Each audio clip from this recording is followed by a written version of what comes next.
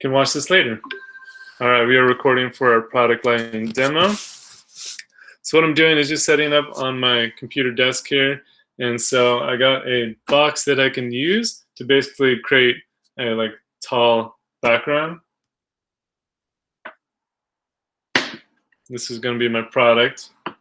So what I would recommend, if you have like a t-shirt that's clean, like a newer t-shirt or a newer piece of fabric that's clean, I would kind of stick to simple colors like white and black. You could use blankets, or maybe you have like bed sheets that are really nice and clean without any wrinkles. So the nicer they are, the less wrinkles they have, the better. And so I'm just grabbing a white shirt and draping it over my box like so. It will have some wrinkles. So I'm actually going to turn off my overhead light and then bring this light over. There we go. So now I can actually see where my light's going. So I do have my little Lume Cube light, which is a portable light. You could use a flashlight, or you could use a portable lamp. Anything you can kind of move around. Just gonna move my keyboard out of the way. Okay. So with your background, you know, the cleaner it is, if you want to put it in the dryer and get rid of wrinkles, that would be ideal. The less wrinkles you have, the better. You'll notice that when you kind of light from the side, it gets more wrinkly. And if you light from the front, it kind of fills things in more. So if you do have kind of a cleaner fabric, that would be ideal. So what we're going to do is, again, this would be my shiny product. So you can see if I had a taller box, I can go a little higher and I'd give myself more room. I think this is as high as it goes. So depending on the size of your product, you might have smaller products, you might have bigger products, right? Like this little bottle would have no problem shooting that, right? It's got plenty of space with the background. This one's a little taller. So kind of keep that in mind when you're shooting products. So hold on, let's get the light. There we go. So for this one, I would recommend putting your light on one side of the product. So kind of a little bit in front and to the side. You can see where I move the light, I can put the shadow either out of the shot or in the shot. So it depends on kind of where you want that shadow to go. I would recommend something a little on the side, so then you just have like a little shadow here, and then you don't have it like right behind it, right? So kind of like what we did for a portrait. So pretty much like Rembrandt split lighting, this kind of area, and then just spending like how much in the front you want it to light. You can see if I get further away, it spreads out. If I get closer, it kind of makes like a hot spot. So you can adjust the distance to your product as well.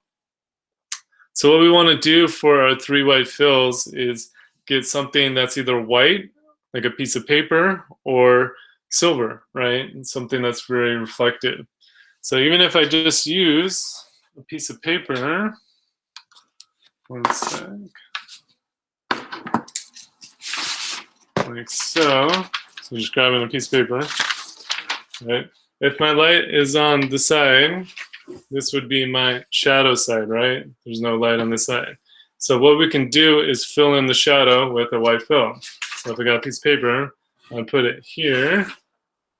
Hold on, here we go. And you can see if I bring it up, see how the shadow's darker, and then if I drop it in, that shadow side is filled in. And the closer I get it, the stronger it gets. So what you want to do is you might need a person kind of helping you with the lighting, and then just get it as close to it as possible to where it's not in the frame, right? So I'd shoot this like a vertical frame, and that way I would just tell them like, okay, you can move it in closer. Okay, that's too close, then back it up a little bit, you know, so then it's not in the shot. So if you have a vertical object, shoot it vertical frame, right? So you're shooting it vertically. If you have a horizontal, then shoot it horizontally. So I'm going to show you with the silver fill just to kind of show the difference. So this is my reflector again. So I could use like a baking sheet or aluminum foil and it'd really reflect. So I'm just going to put this here. Kind of dangerous. There we go. Okay. I'm just going to move this over kind of closer to it. There we go. Okay. And again, try to smooth out the background as best you can. There we go. So I'm actually going to get this kind of closer.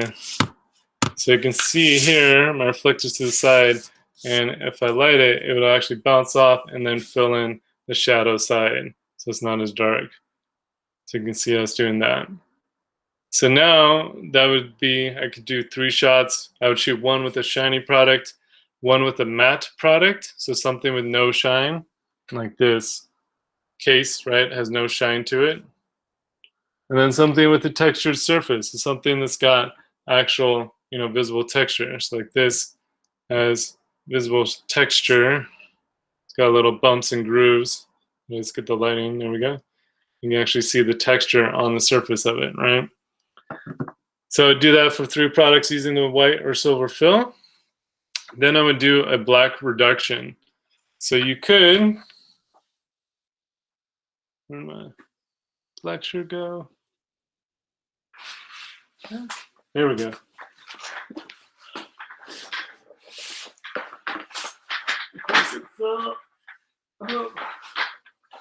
Hold on.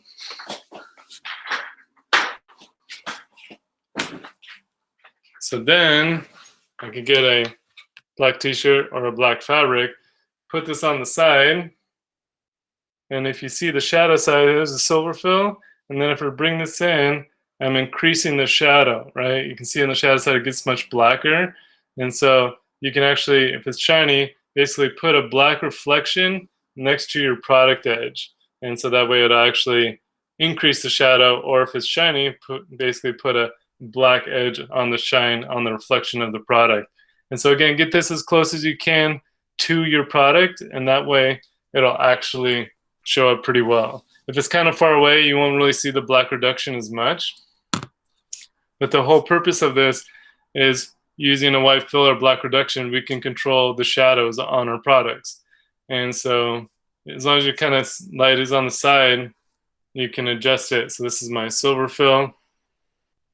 And then using a black shirt. So as you can see, it is kind of difficult to do this by yourself. So silver and then black reduction, right? You can kind of see what's happening to the shadow. For your other photos, for the last 2, I just want you to try to do something different. You could add a second light. So maybe you got a couple flashlights you could use. And so this one, I could light in the front, light it overhead too, or light it on the other side, so like split lighting. You could put it behind, or one on the side, one in the front. And so you could try something different as well, or you could just try a different angle.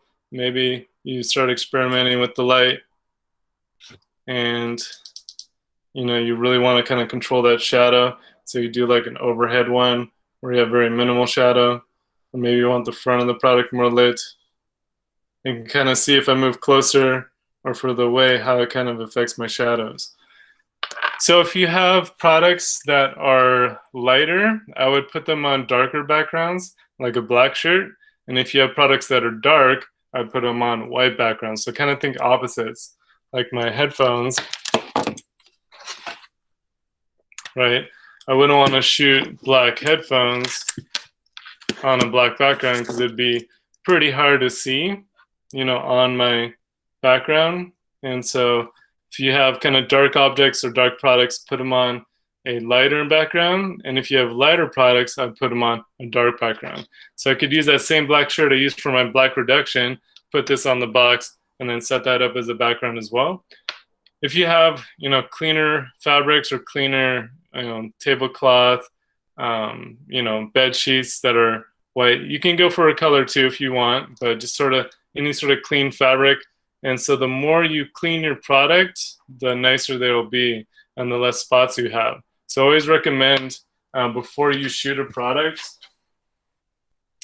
to get a fiber cloth here.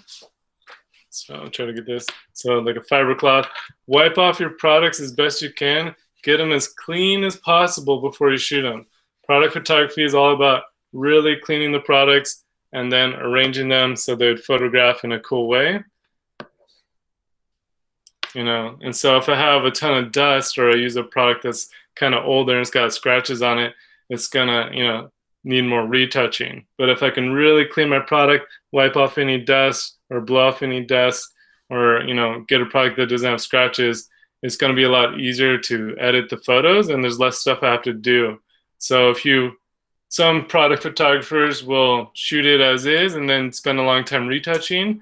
Some people spend a ton of time really cleaning the product so it's perfectly clean, and then take the photo, then they have to do like no retouching, right? So it's kind of up to you, you know, how much you want to do shooting, spend more time shooting, or spend more time editing your products. All right. So I'm just going to stop that recording, and then just give me